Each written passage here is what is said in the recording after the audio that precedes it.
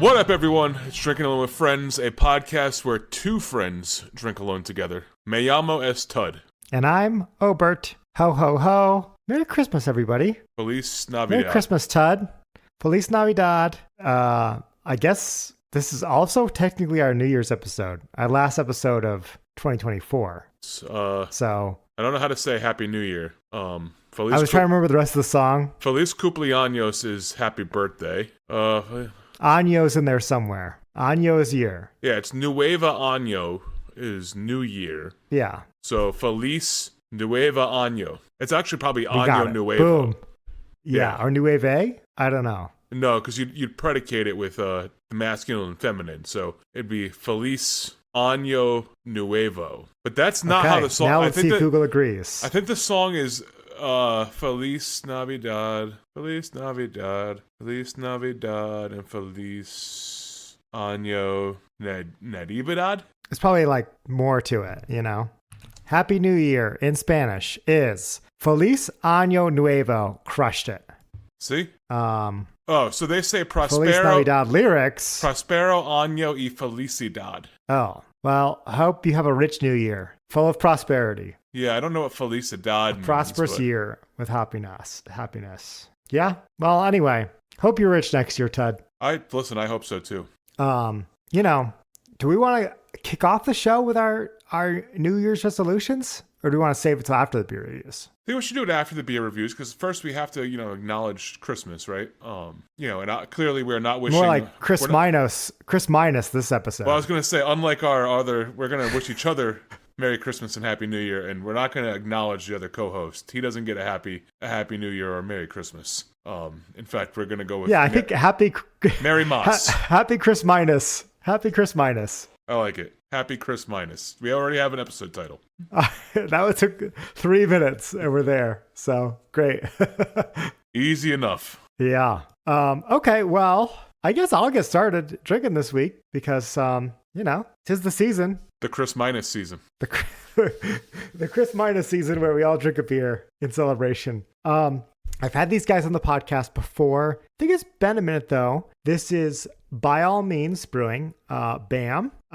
They are out of Bozeman, I believe, and they are not a brewery that I'm able to get on this side of the state. So whenever I can, I found these guys in Missoula a couple weeks ago. Happy to bring this one on. This is their Phantasm Double IPA in their lab series, crafting the future. So that's how you know it's good when they're experimenting. How do you spell Phantasm? All right, I got it. Okay. And does it have like more than 3 check-ins? It has, I would say, more than 3 check-ins. Enough to review this beer with. Okay. It's definitely cool. It's a multiple of 3. Oh, okay. Because I have another one of these guys in the fridge that I'm sure has more check-ins, which is a beer I'm sure I would love, but it would just be a pretty boring IPA. It looked like it was like Cascade, Citra, hops. I'm like, okay, I've reviewed Fun fact, this beer I just checked the math. It times. is not a multiple of 3, but it's close. Okay. It's well, within the fact that you knew, the fact that you weren't sure means it's not like 12. So that's good. It's definitely within 2 or 3 numbers of being a multiple of 3. There we go. Okay. All right. Gotta crack this sucker open. Probably one or 2 numbers. I don't need Jason to yell at me for my poor explanation there. Well, I hate to say it, but it's technically within 1 because it's either 1 above or 1 below or exactly a multiple of 3, right? Yeah, but you're not gonna lose a review in the middle of the podcast. That's true. It's a good point. Okay, so pouring it. Oh, son of a bitch. They scored a defensive touchdown and Lutz kicked a field goal. Oh, that's not good for you. That's the exact opposite.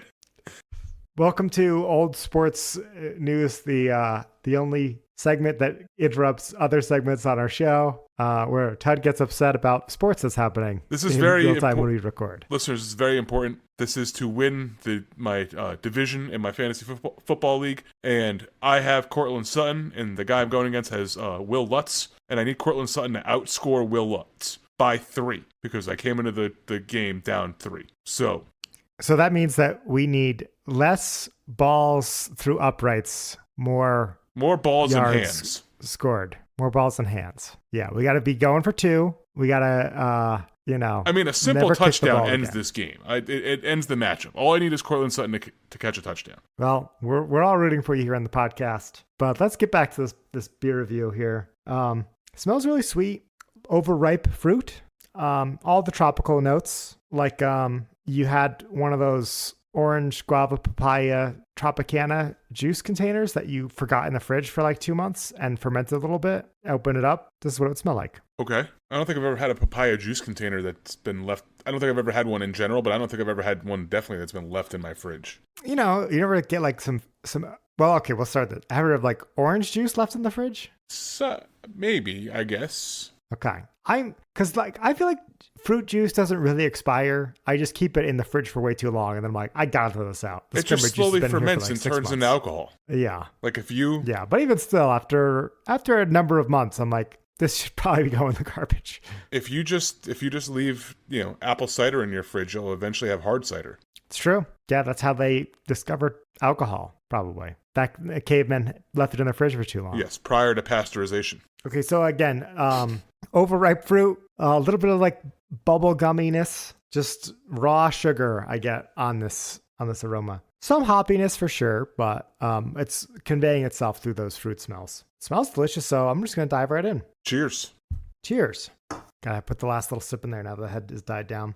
Okay, the flavor profile is not at all matching what I was expecting based on the nose. I guess it is a little. Way more hop forward than I was picking up. Tud. Yes. I think we're forgetting something here. Got to do the T-Rex test. Oh, especially on this one. And this is thick. why I wrote... Yeah, I wasn't expecting this to be so hazy. You are safe. You are 100% safe from the T-Rex. You are, beer. yeah, you're avoiding that And T-Rex like you haven't even moved.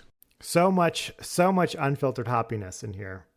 Now, I got to confess, you're talking to somebody who's had a fridge full of Treehouse beers that Tud so graciously mailed to me that have been quickly disappearing. So I have been having nothing but amazingly super hopped up beers for the last month. And this is not a Treehouse beer, but I would not, if they served it to me at Treehouse, I'd be like, okay, this is what I, not out of line or anything like that. It's that level of hoppiness. That's good. It's good that you're able to get decent quality IPAs pretty much anywhere now. Yeah, agreed. This is giving me more notes of like other half, like a broccoli type variant or something like that. In terms of, I feel like their IPAs are a little bit on the sweeter side. Okay. Anyway, so I mentioned all those floral notes on the nose. Tasting it, in addition to that super hoppy mouth feel I get up front, I get a little bit of grape. Grape. Like a white grape. Yeah, just like, I don't know. It's tasty though. It's a good beer. Let's see what the can has to say for itself. So again, this is the Phantasm Double IPA. Lab notes. This double IPA was crafted for those who desire the strength, flavor, and aroma of an IPA. Okay, check. With the elegance and brilliance of Sauvignon Blanc wine. When bold meets beauty and wonder conspires to create the next best IPA, by all means necessary. Flavor. Premium Montana malt and New Zealand hop blend seamlessly with Sauvignon Blanc Phantasm, creating flavors of white peach, guava, passion fruit, and Sauvignon Blanc with subtle hints of pine. Phantasm was inspired by New World Southern Hemisphere wines. Interesting. I wish I was more of a wine guy. But you've had wine before. Yes, but would not be able to taste a New World Southern Hemisphere wine and tell you. Yeah, but what, no, hang what on though. means. But you actually would know New World Southern Hemisphere wine, and this is actually surprising. You ever had Yellowtail, like the cheap wine that we used to drink in college? Probably years ago. Yeah. So Yellowtail is the New World Southern Hemisphere wine. Like Yellowtail is probably the biggest. Okay. The biggest alcohol export, like from a wine perspective, outside of the Southern Hemisphere. Like they're the biggest wine brand from down under, if you will. So you could actually test this theory. You could go get a bottle of Yellowtail tomorrow and be like, tastes similar. I'm sure I could. Yellowtail Sauvignon Blanc. Yeah. I guess my point was like, I don't know how if I'd had like a California Sauvignon Blanc versus a French one or Italian one? Oh Versus yeah, well you clearly know because you'd be able to taste the hemispheres. I mean that's always when you drink something you can taste the spheres. Okay, gotcha. I gotcha. Because I When you was thinking like Argentinian, Chilean wines. Those are New World Southern Hemisphere too. But they're kind of old world. Like the Incas lived in South America for a very long time. Like forever ago. Like, there was nobody who lived in Australia until the English dropped off prisoners there and cultivated the whole island. There was just deadly creatures there. No Aborigines? Nope, none. No, what is it, the Maori in New Zealand? Those are the ones that were there? Yeah, no, they're not. They were there after the fact. Okay. And fun fact, Gotcha. when you drink the Southern Hemisphere wine, you know how wine has a little bit of bubbles to it, especially like Sauvignon Blanc, right? Slightly acidic. Sure. The little bubbles, you only taste the bottom half of those hemispheres because it's the Southern Hemisphere.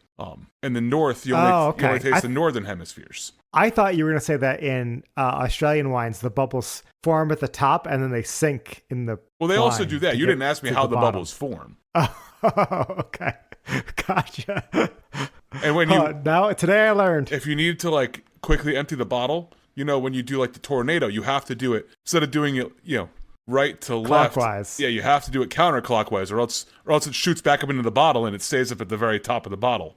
Yeah, these are all things we all know about Australian wines. I don't even know why you bothered to repeat them because everybody just knows this is true. But anyway, reading that, let's see if I get any of this peach. I don't know. Yeah, I think as it warms up, and now that I read that quote unquote grape flavor I was getting, sure, it's maybe a little bit more wine than grape. So maybe that bottle of passion fruit guava has a little bit of peach juice in it too. I don't know. So I will say that on their Untappd, they do mention that you're supposed to get some tropical fruit and berry flavors, and let me know if these flavors come through on your end. Sure. Very very odd flavors for an IPA, but you are mentioning grape, and there's some odd flavors. So blueberry, raspberry, and gooseberry. Now I don't know what a gooseberry is. Well, it's berry that comes from a goose.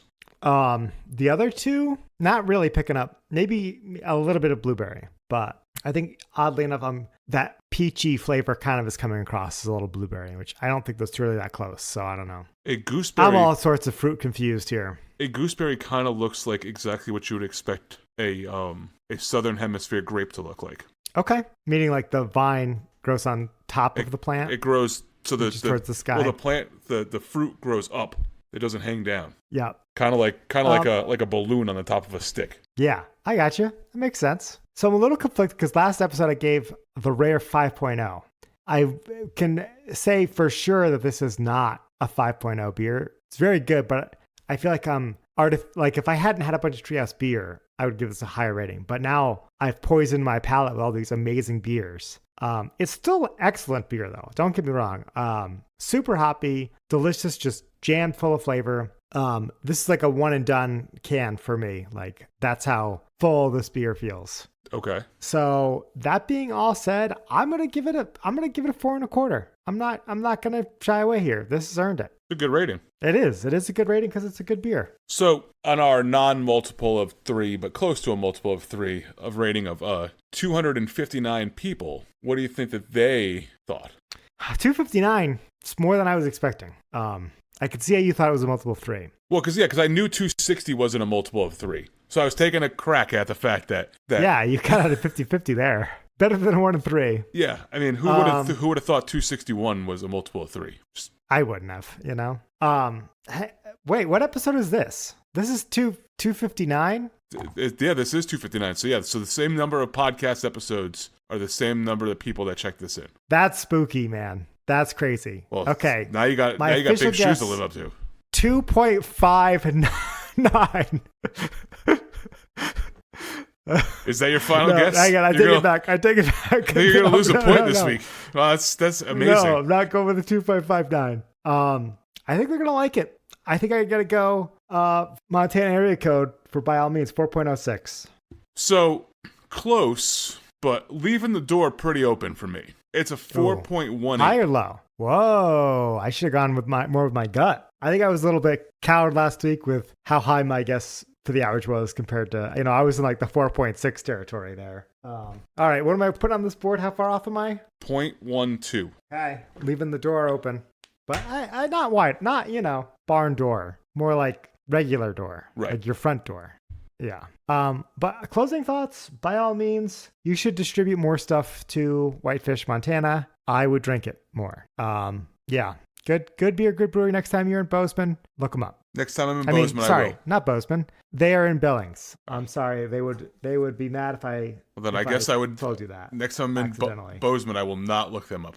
Yeah, don't do that. I think they're in Billings. It doesn't say anywhere on the can where they're from. Well, we have the power of the internet. You have to trust me. By all means, is in the Billings metropolitan area. I tell you what, I've been to Billings. They don't have a metropolitan area. They just got Billings. Nope. It says Billings metropolitan area. That's officially what it says on Untapped. The Bay. Well, I bought my car. The BMA. Booma. The BMA. Okay, well, Tud, I'm going to sit back and enjoy this amazing beer. What do you got for us this very Christmas-themed episode? Yeah, I mean, I actually did bring a Christmas-themed beer. So, I'm being let down by two co-hosts all at once. It's upsetting. I wish I had known. I have 2 Christmas offerings in the fridge. So maybe I'll be forced to get one after this or something. I mean, you said it was Christmas episode.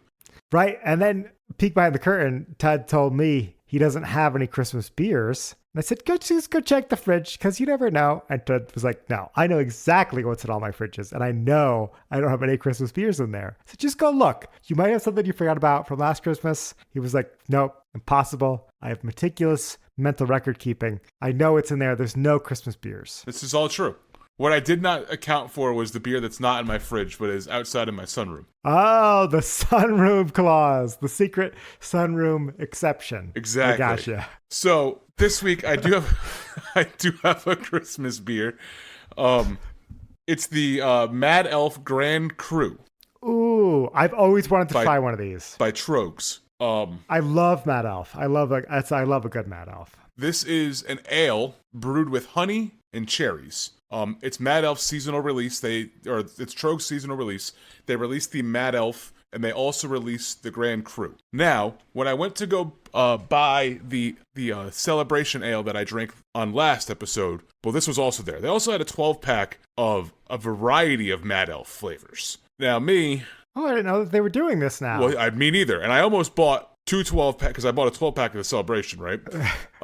So I almost bought 2 12-packs and a 4-pack, but I said, no, let me drink the Cru first, and if I want more, I'll go back and maybe they'll still be there. I thought that was a step in the right direction. Now, my wife did not. She saw that as a negative. It wasn't enough restraint. Well, she was like, you still came out with 2 handfuls of beer. I said, yeah, but I could have came out with a beer tucked underneath my armpit, too. It's true. So I think I made the right decision, but... I think you did. I'm interested to hear what's in this 12-pack. It doesn't sound like we're going to get to it this holiday season, but... Well, you can look it up while I'm talking about my beer.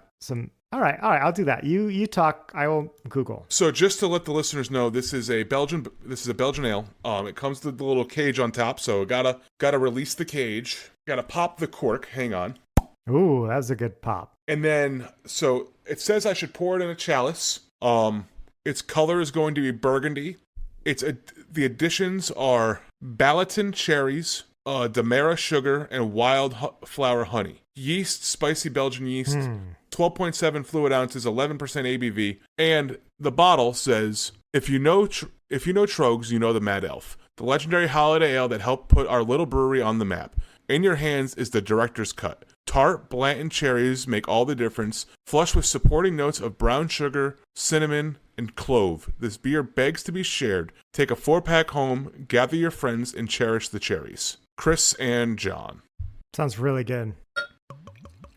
So the closest thing I had to a chalice was a long stem teku glass. I think that counts. As long as you act like a king as you drink this beer. Well, I don't have a crown, but I will call you a peasant as I drink it, if that makes you feel better. You gotta put your pinky out. Okay. Pinky out. The T-Rex so first of all, it did pour very dark, but kind of light. It's like a light dark, if that makes sense. It's got a nice little head at the top. No, it doesn't. Well, so when I put the light up to it, I think you'll notice. I think you'll know exactly what I'm talking about. It looks dark as night, but you can tell in person that it's like amber. Oh, it's like a thin black. Yeah. So when I put the light up behind it, the entire glass lights up like blood. Like cherries, like almost like there's a significant amount of cherries in this thing. Appropriate for your rare fog glass to be so foggy looking with that beer in it. Yeah, I don't think the T-Rex is seeing you in this. I think it would be a little bit scared of all the blood. Probably would run away in fear. Because we all know T-Rexes are afraid of blood. Of course. On the nose, you get a lot of cherry smells. Also some Belgian-y, like yeast smell. Kind of smells like your stereotypical like Belgian flavor with cherries. I'm hopeful it's going to be a little sour, but Belgians, I'm weird to Belgians. Sometimes I don't get the sourness in Belgians that I think you're supposed to get. So I'm hopeful this is different. But with that, I'm going to stop talking and I'm going to start drinking. All right, cheers. Cheers. Very cherry flavored. There is a slight hint of sourness to it. I wouldn't call it like a slint, you might say? A slint. Yeah, I wouldn't call it like anything super sour. I wouldn't call it anything like it's not. I guess it's tart, right? That's kind of the word that you're going for, especially when speaking of cherries. It's a tart cherry, right? Yep. But very heavy on the cherries. Like it almost tastes like cherry juice. Like it's super super heavy. It does have a nice little bit of sweetness that I think, it's clearly the honey and the sugar playing a role there. But it's definitely less pronounced than the tart cherry flavor that you're getting. You do not taste 11% ABV. This is a very smooth drinking 11% ABV beer. I think the cherries are doing work because, one thing that I always struggle with cherry flavored things is that it does kind of taste Robitussin-y a little bit at the end of the day. Like that's it can. Yeah. It kind of tastes like that with the deepness of the cherry. So I guess that's kind of the alcohol flavor because Robitussin is slightly alcoholic. Boozy. Boozy flavor. Yeah. And I mean you can't blame cherries that they were so good that they try to make medicine taste like it. You know?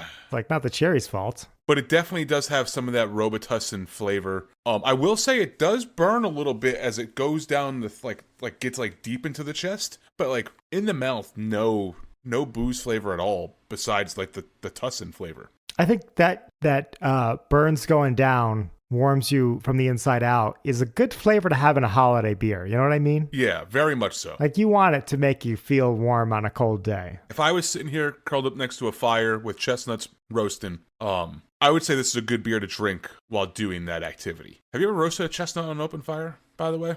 No, I have not. I don't think I've ever seen a chestnut tree. I don't think I've ever had a chestnut. Did you know that Connecticut used to be like the chestnut capital of the world? I did not. So that makes it even weirder that I don't know what a chestnut tastes like because I've never had one. Well, sadly enough, there was a chestnut blight, I want to say in like the 70s, that killed off all of the chestnut trees. But there are a few, like somehow lone surviving chestnut trees in the woods in Connecticut. People have reported them. And they're working on a blight-resistant chestnut, like genetically engineering a chestnut tree to be able to withstand the blight to bring them back to Connecticut, which so if would be cool. If the trees are dead, isn't the blight over? Like if you get a blight of humans and it kills off all the humans, you can eventually go back to where the blight happened and repopulate it with humans. Like why can't you bring back? Why couldn't you just introduce a normal chestnut tree? I wonder if the blight is like carried by like a worm, or if like maybe other trees could get the blight, but it doesn't kill them, but they're just like hosts. I don't know. And if you're chestnut experts, write in. Please let us know. I am curious about that. I guess I don't understand plant blight. But anyways, jumping back to this beer, fantastic. I really like this. I'm a big fan of the Mad Elf in general. The reason I bought it this year is because I generally do buy the Mad Elf. I prefer the bottles of Mad Elf over the cans. That was one of the non-selling points of the variety pack was that it was cans. I prefer the bottles. This was the only Agreed. This was the only bottled Mad Elf that they had, and hence this is why this one won out over the variety pack. Because if they would have had a 6-pack of the bottled Mad Elf, I probably would.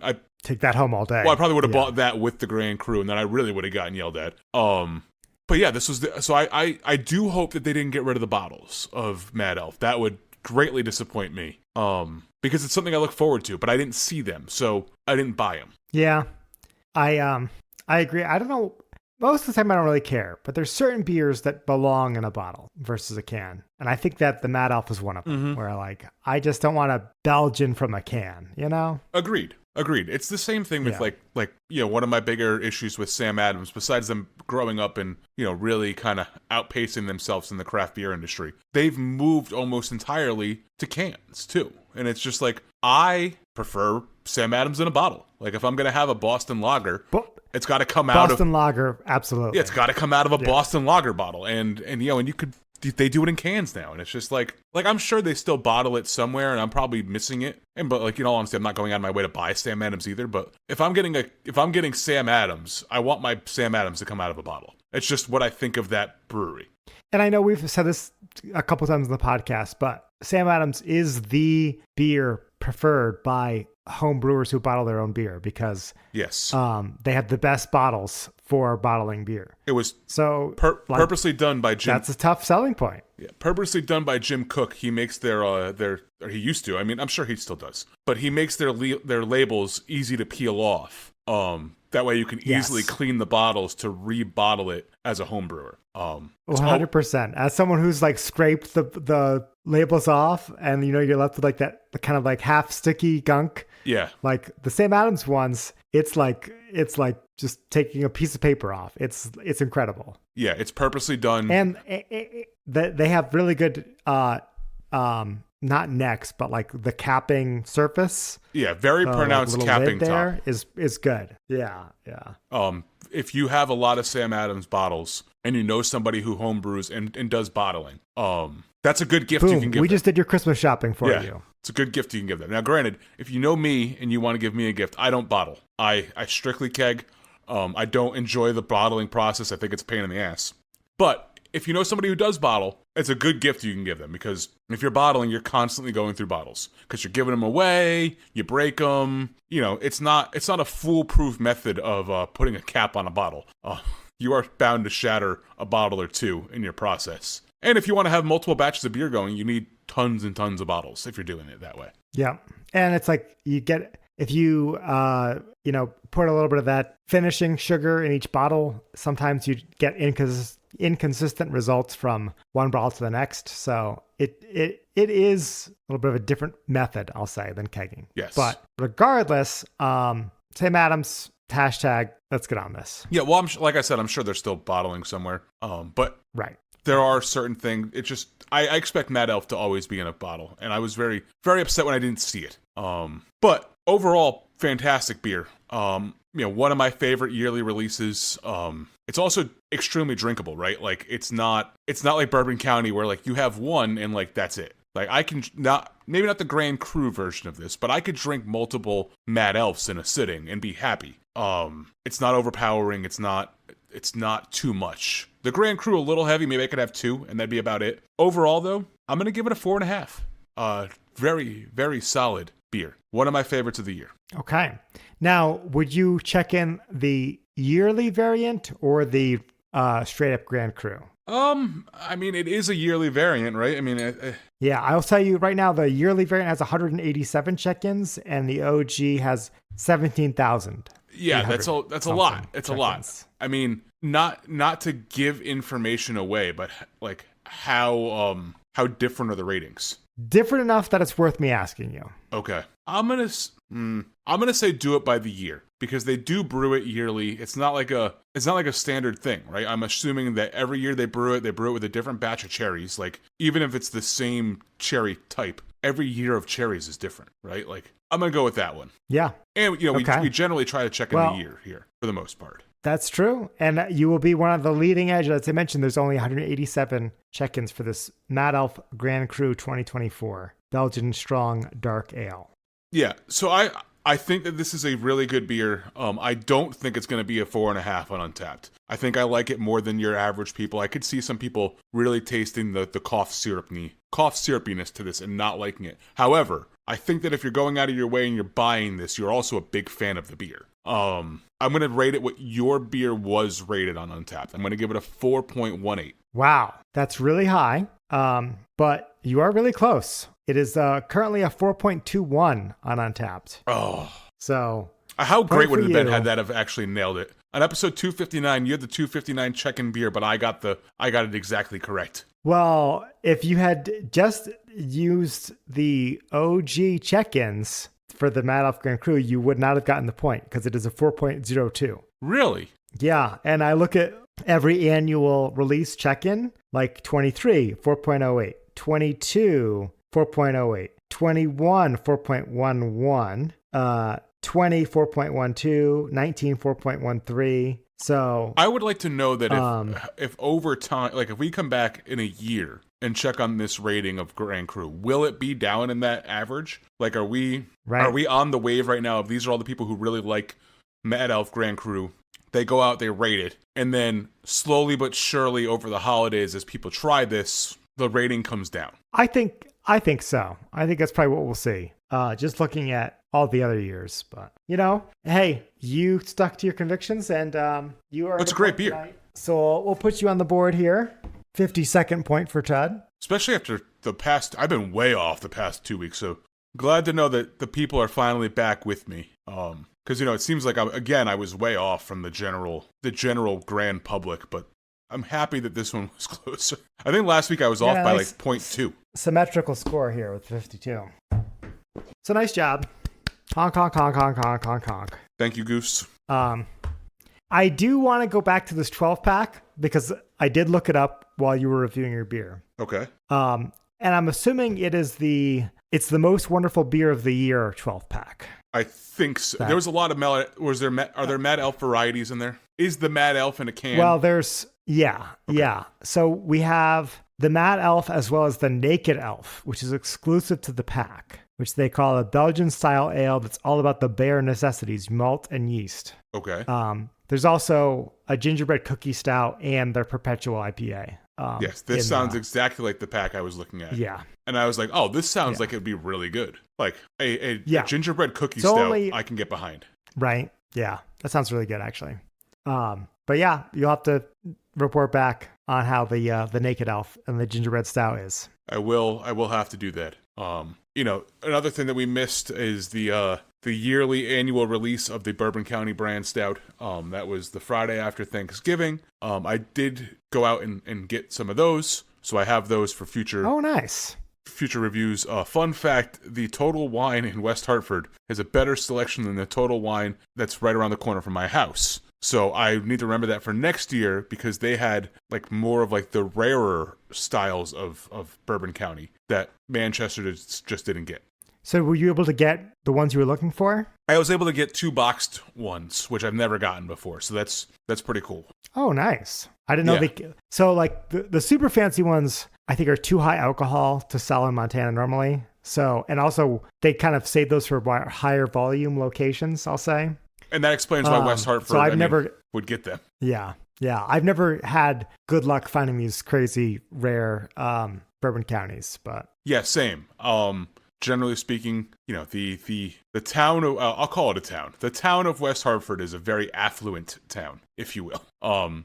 So their clientele is willing to spend a lot of money on alcohol, and that Total Wine, I'm assuming, then gets the good stuff because affluent town, high volume store, that they get all the good stuff. Manchester, surrounded by an affluent town, with Glastonbury and South Windsor, but Manchester itself not an affluent town. East Hartford, not an affluent town. Hartford, not an affluent town. So I have to remember this for next year that Farmington and West Hartford are going to get the better beers. Avon included in that, Simsbury, like those the fancy schmancy towns in central Connecticut are what gets the good ones. Well, listeners, don't ever tell you we never gave you some good advice because here's the inside scoop. You can cut in front of the line next Black Friday morning at midnight when you're standing with Ted waiting for the Total Wine in West Hartford to open. Yeah. There's another quick tidbit, and it won't be my handle for this week. But if you can find a really affluent town that's in the middle of the woods, and you want to get some Black Friday doorbuster deals, and nowadays the kids all do it online, so it doesn't really matter. But let's say you wanted to go out and do it old school style. Go into the affluent towns in the middle of the woods when nobody's going to go out because they're all rich and sleeping. That's the place to go. Okay. You score any good non-alcoholic deals this year? No, not really. Bought a bed. Oh, I thought you were going to say it's all Christmas presents, so it's got to be kept secret, but... No, we bought a new bed. That's not a, I wouldn't consider that a middle of the woods, rich town bed. Yes, correct. Middle of the woods, rich town bed. Okay. Well, this being the last episode of the year, our Chris Minus episode, we wanted to discuss resolutions for 2025 and talk about the year to come and what we're gonna resolve to differently. I'll go first this year. I hinted at it last episode, my 5.0 review, and I'm going to be more liberal with my higher ratings and more critical with my lower ratings. I got to get out of this whole 3.5 to 4.25 bubble I've been stuck in for the last year. I got to break the rut, get rid of the 3.75s. We're talking 2.5s. We're talking 1.75s. We're talking 4.75s. Maybe even zeros on the show. Zeros. But next year, I'm going to be the Simon Cowell of beer over here. We're going to be trashing breweries we love. We're going to be calling stuff gross. No, I'm not going to do that, but I will be further. I'm going to expand my bell curve a little bit, make the tails wider. How are you going to track this? More, I'm expecting the listeners to hold me accountable. When I'm giving 2 or 3.75s, you get up in that Discord and be like, Obert, come on. This is the third 3.75 you've given in 5 episodes. I'm going to say, I didn't think you were paying that close of attention. Okay, so Tud, let's review your past New Year's resolutions. Okay. Which was buy less beer, I think. Mm-hmm. I think that was most of them. Yeah, well, I'm going to roll it back. Okay. And I'm going to hopefully buy less beer in 2025 and drink down the supply that I have. I feel like that's kind of what you say every year, though. Listen, that's what everybody does every single year with New Year's resolutions. They always say, I'm going to lose weight, or I'm going to make more money, or I'm going to save more money, or I'm going to do this. Might as well keep the tradition of New Year's resolutions alive and keep the same resolution and hope that it happens. But not take any actionable steps. I mean, the actionable steps is by not acting, right? I mean, instead of buying beer, I could not act. It's true. Yeah. So I think this is the first year on the show we've heard about the pool house fridge. It's a new addition to the lineup. We did get a pool house fridge, correct.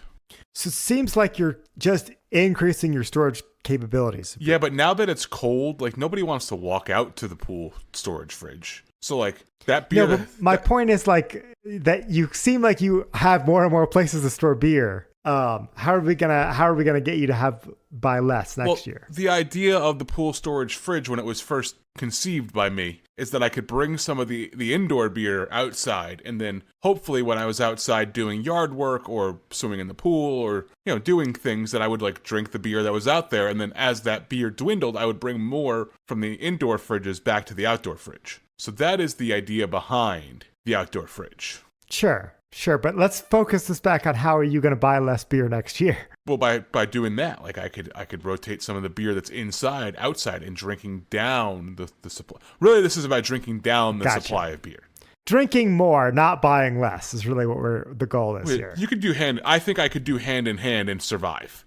Gotcha. I see. Drink more, buy less. Bottoms up. I would still have plenty of beer in my house, I think. There we go. I like it. Good resolution. Yeah, I don't have a drinking problem. I have a beer buying problem. Yeah, don't we all? But I gotta tell you this is what happened to me, which is I had some real stinkers in the fridge that I haven't been wanting to drink lately. I had to, unlike you, I only have the one refrigerator that I keep my beer in. It's the same refrigerator I keep all my food in. So when I got this shipment of Treehouse beer, I removed a lot of the beer that's maybe been in there for a little too long, put in a cardboard box in the closet. Now I drank all this Treehouse beer. I have a mostly empty shelf, and it's pretty nice. I'm not gonna lie. I gotta figure out how to get these stinkers back into the fridge, finish them off before buying new beer. That's always a challenge. That is a challenge, but I believe in you. Okay. So with that, Merry Chrisless to you, listeners, and to you, Tud. Let's go over to Jordan and hear our favorite song before we pull out our Frosty mug out of the freezer. Jordan, take it away. Test your handle. Test your handle. Test your handle. Test your handle. Mug of wisdom!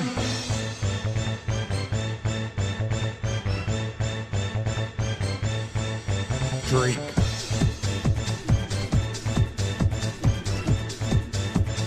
Mug of wisdom! All right, Jordan, thank you. And it's the most, some might say, the most frostiest mug of wisdom time of year of them all.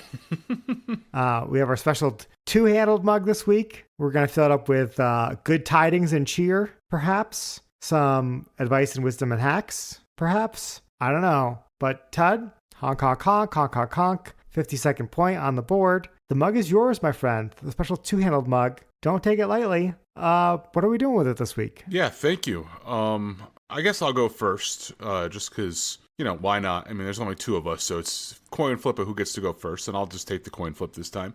My handle is going to be a YouTube channel for all of those people who want to cook food and or smoke food, I guess, is kind of more this channel's flavor. But it's How to BBQ Right, or How to BBQ Right. The host, Malcolm Reed, is a chubbier guy. He knows how to smoke meat very well. He sells a line of seasonings. He sells a line of barbecue equipment, essentially. But anything that you ever want to know how to smoke and or cook on a grill, Malcolm Reed either has a recipe for it on his website, howtobbqright.com, or howtobbbqright.com, or he actually shows you how he cooks it on How to BBQ Right, the YouTube page. Go check it out. Awesome recipes over there. Basically, that's the guy that I might watch more than one YouTube video on how to do something on a grill, because I'm trying to get a kind of a, design my own flavor and essence. But he's always the first guy that I look for, to see if he's done it, because he's never steered me wrong. So go check it out, How to BBQ Right on YouTube or howtobbbqright.com. Very nice. Now, what is the one video that we're going to put in the show notes that you kind of either got you hooked, or that his favorite recipe that you go back to over and over? I mean, I always, around this time of year, I always go back and reference his smoked turkey, one of his smoked turkey videos. He has 4 or 5 of them by now. I think he does one every single year, doing it a different way. So, I mean, we can link one of those down there, but you can also, I bet you he smoked a ham. It's Christmas. Let's throw a smoked ham video in there. Okay. I like it. Yeah. For your Christmas ham, your New Year's ham, your random Wednesday ham. Boxing Day ham, perhaps. We don't know what you're doing, you weirdos. Your Boxing Day ham. Well, it's not called the Canadians weirdos. They celebrate Boxing Day like it's going out of style. Look, they call ham bacon up there, so they're weirdos. So that's a certain type of ham. I think they have normal ham. Do you know why they call Canadian bacon? Because they don't have real bacon. No, because the cut where Canadian bacon comes from, it's above the bacon cut. So it's like bacon's version of Canada is the Canadian bacon. Interesting. Okay. Yeah. Now you know. That's my whole handle, folks. What's Canadian bacon? They just call it that because it's from above the bacon. No. Okay. Anyway, are you handing the mug over to me? Yes. Yeah. Go ahead. Take it away. Tell us what your handle is. Well, I don't know. I've been doing TV shows, been doing some video games. I think I will follow Tud's lead this week with YouTube cooking recommendations, because this is my new internet obsession. Is I also like to watch people on YouTube make food. And, when I was a kid, I was like, I don't understand why people watch Martha Stewart or the Food Network or whatever. But now as an adult, someone who makes their own food all the time, I get it. I'm like, okay, sure. So the guy's name is Internet Shaquille. That's his YouTube handle.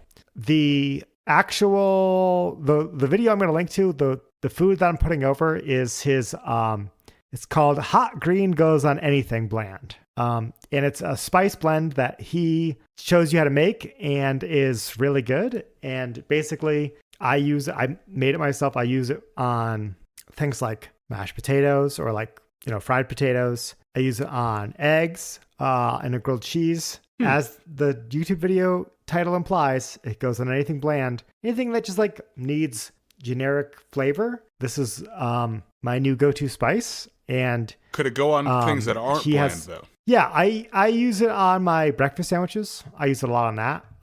But let me just tell you what's in it, and then you can tell me what you think you would use it on. But it's 2 parts freeze-dried shallots, 2 parts freeze-dried chives, 2 parts green peppercorns, okay. 1 part minced garlic, 1 part green chili flakes, and an optional 1 part kosher salt. So you can see where it gets the green name from.